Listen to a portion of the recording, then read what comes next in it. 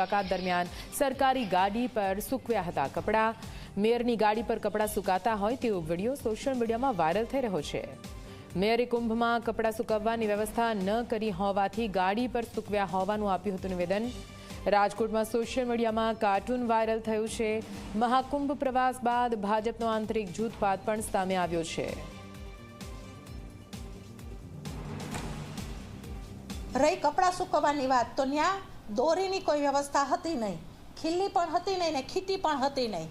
સ્વાભાવિક છે કે એકદમ કપડાં નીતરતા હોય અને એ કપડાં આપણે સ્નાન કરીને આવ્યા પછી એને નીચવી નથી શકાતા એ નિયમ પ્રમાણે ને એ ધર્મ પ્રમાણે।